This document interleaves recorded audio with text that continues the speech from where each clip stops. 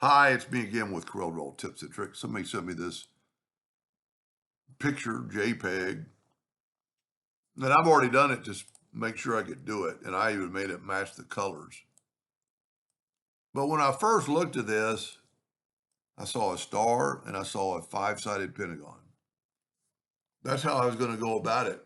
So I'm going to take a star,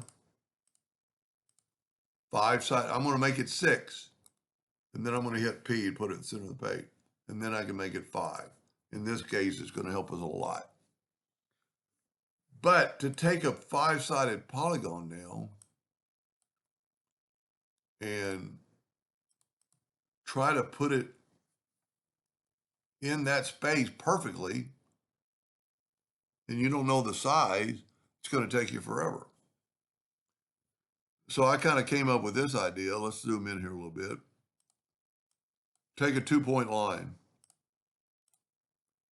Go from that node to that node. That node to that node, and that node to that node. Now this is an angle that's right here, but we don't know the other angle this, well, we do. We could figure it out. So what I'm going to do, you see what my nudge factor set it like on 15. I'm going to smart fill this, and I'm going to nudge it over, nudge that over. Now I'm going to left click, right click, and I'm going to group it together. And then I'm going to Control D and make a duplicate and mirror it.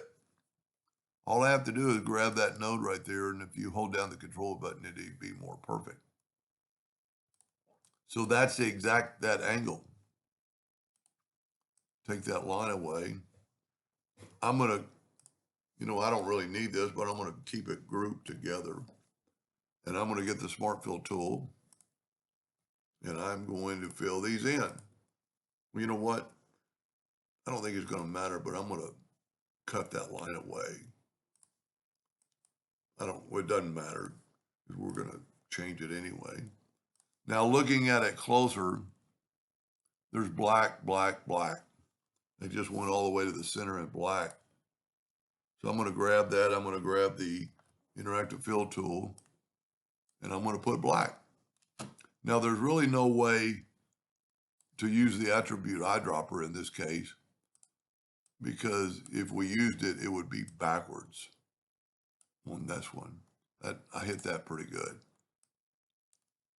It would be better to have this perfect, and you could kind of eyeball it, zoom in, and you got a little bit more. I think we got it. Now, because we put the thing in the center of the page, I can Control G, Control D, Alternate C, and have it rotate 72 degrees. Control D, Control D, Control D.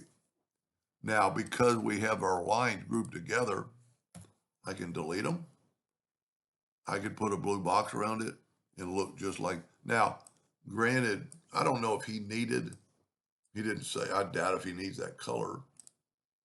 But if by chance he needed that color, you could put that blue, go up to Object, Order, back a page, and just grab your color eyedropper and take a sample of that color and put it in there. That way you've got the exact same blue. So I've done it twice now, and I think they're identical. Pretty cool effect. They almost look like they're floating. Anyway, see, you can just, I can see 2 stars and a 5-sided polygon. But to get that polygon to match, I guess could be done, but this was faster. Anyway, I hope that answered his question, and thank you for watching.